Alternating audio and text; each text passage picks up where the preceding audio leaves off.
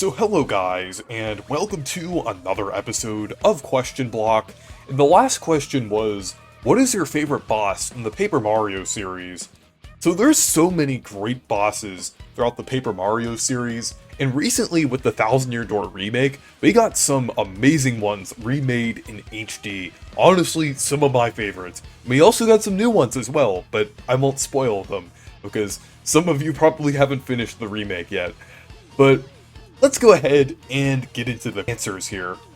So, Clifford Longhead said, my favorite boss in the series is no doubt the Crystal King from Paper Mario 64 due to its epic boss music, but Huff and Puff is a close second. Yeah, Crystal King is absolutely amazing. I would say he's probably my third favorite boss in Paper Mario 64. I say third favorite because I think the final boss and Tubba Blubba are a little better in my opinion, but Crystal King I would say is probably the best character design in the game. Honestly, one of the best character designs in the series, to be completely honest, and he just looks really cool overall. Like that design goes so hard, like with his floating design, like with his floating eyes and crowd, and like his just look overall. Like there's a reason why he's my profile picture almost every December, because he just looks pretty amazing. And Huff and Puff is a good boss as well. I know a lot of people say that he's like really hard and not very good, but honestly, I don't think that boss is that hard. I just think like some people might be going into it under-prepared, but I really haven't had an issue with it since my first playthrough. But moving on, AJBXYZ Cool said, a great start, the Koopa Bros. Yeah, the Koopa Bros is a pretty classic boss fight. Like, it starts off with, like, the Bowser the Trojan Horse Bowser thing, which I think is pretty funny. And then you break it apart, and then it reveals 4 Koopas and everything. And I like that they're, like, a parody of TMNT. I think that's pretty cool. Like, it's pretty cool that there's, like, a lot of, like, pop culture references in the Mario RPGs. Like, kind of like how the Axum Rangers are, like, a parody of the Power Rangers. I think that's pretty cool. And their designs are also pretty cool as well. It's simple, yet effective. And that goes for their boss fight as well. Like, it kind of utilizes the things that you've kind of learned throughout Chapter 1. Like, Bombette's bomb ability, as well as like kind of knowing how to deal with Koopa Troopas, since you've encountered Koopa Troopas throughout Chapter 1. So I think it's just a great first, like, major boss, like first chapter boss, so it's great. So, Fiction of Grandeur said, my favorite boss is Shadoo from Super Paper Mario. I love the concept and the lore behind, about it being the Pixel Queen from the guy in the underground bar. My only gripe is that the boss is too easy. Yeah, with that gripe that you have, that really goes for every boss in Super Paper Mario. Like, they're really not that hard. Like, some of their designs go hard, the music goes hard, and, like, the whole concept behind the boss can be great, but it's just kind of held back by how easy it is. I mean, a lot of the time, a boss being easy doesn't necessarily mean it's bad, but in Super Paper Mario, I feel like they could have tried a little more, especially kind of coming in from Thousand Year Door. I mean, Thousand Year Door, yeah, there are some very easy bosses in that game, but I feel like it's more so with Thousand Year Door, it's more kind of making it easy if you want it to be easy, making it harder if you want it to be harder. Super Paper Mario is just, like, incredibly easy, at least with the bosses, but I think, like, it would definitely benefit if they, like, kind of worked with it a little more and made it like a little more, like, I guess, gameplay-wise creative. I mean, like, aesthetically and character-wise, it's as creative as you can get, but I feel like it would have been cool if they may put a little more effort into that. But the concept behind Shadoo is amazing. Like, it's yet another kind of take on kind of doing like a clone of the characters, but they do it in such a way where it's like really cool, and they also tie it into the Pixel Clean as well.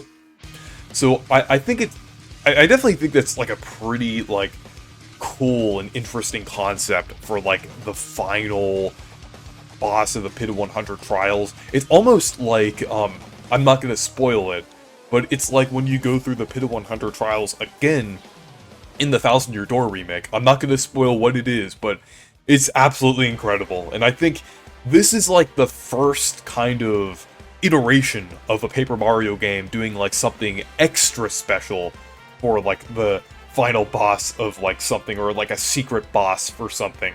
I mean, they didn't really go hard with this concept enough until this remake, but the remake does kind of seem to be an expansion of how Super Paper Mario handled like secret bosses and things.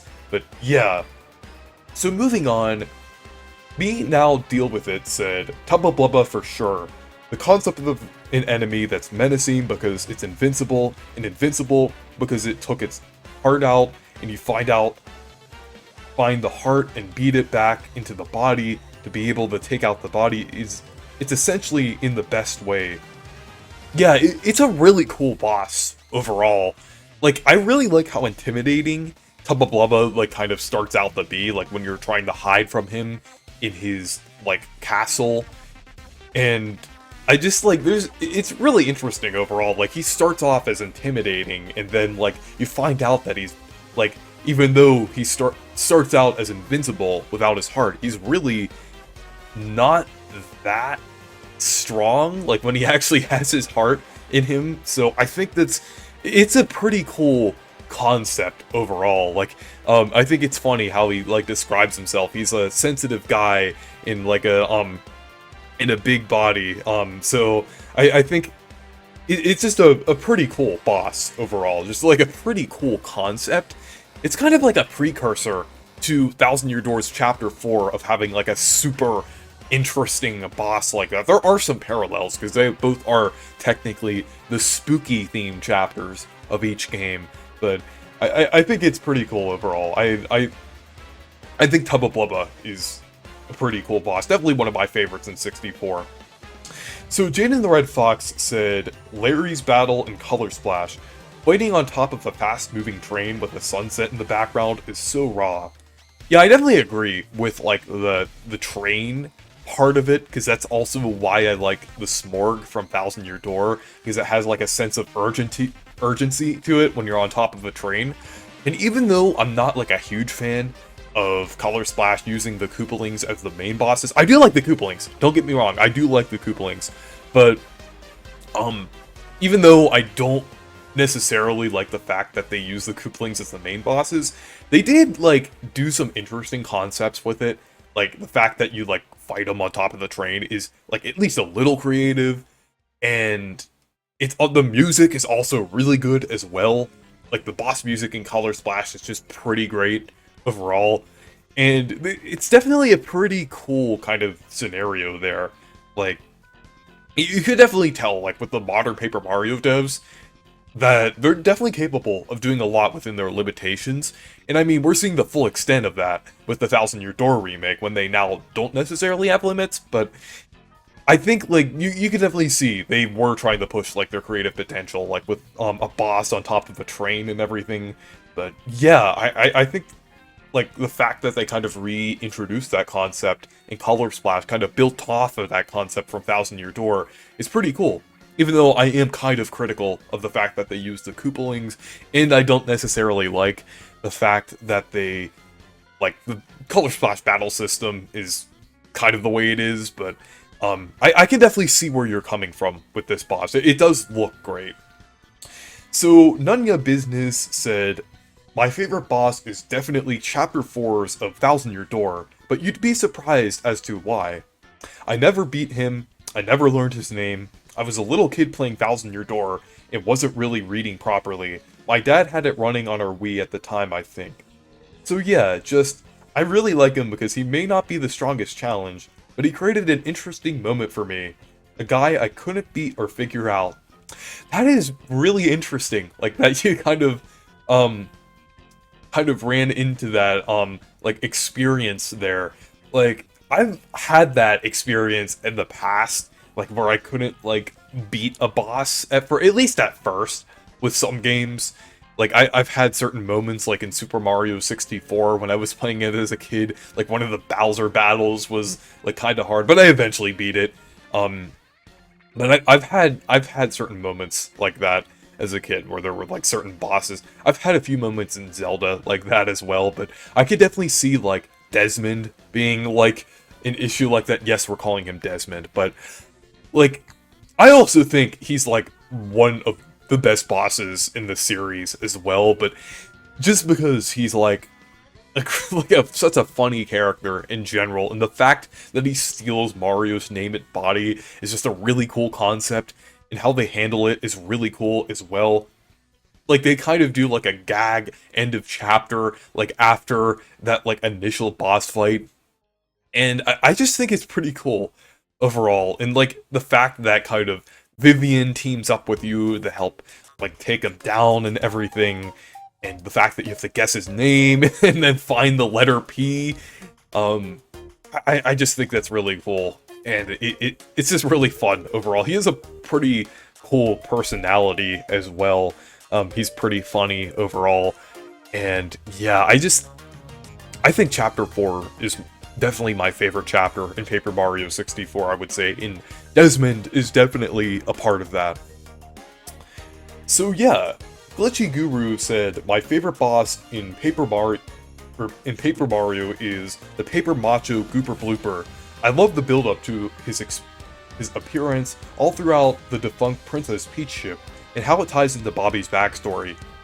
Yeah, I think this is one of the examples of Origami King making a simple idea for a boss into something more effective. I mean, the game didn't always do that. I did feel a bit critical at times when they could have done something a bit more grand for how they handled the character designs and things, but I think, like, using the Gooper Blooper was, like, definitely pretty fitting in this context. Like, the Paper Mario series, they usually use, like, just generic bloopers, so I think kind of using the Gooper Blooper, like Sticker Star, kind of made sense. And they used the Sunshine design for it as well, which I thought was pretty cool.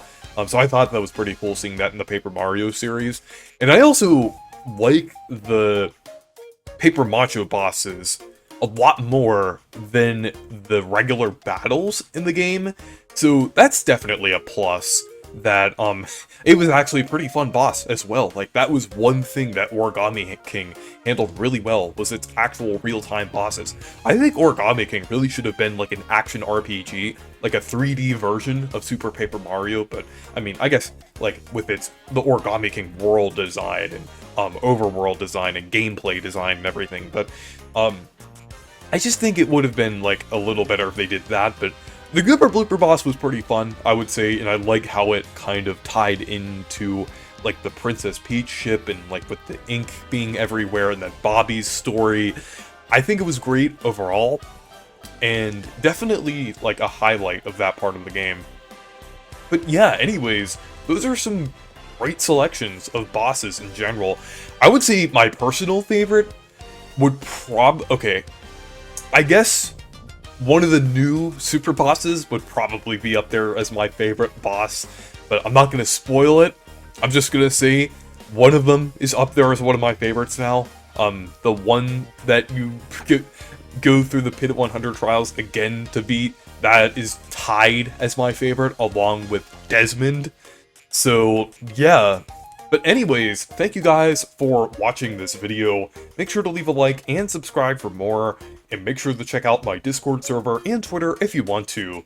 Goodbye.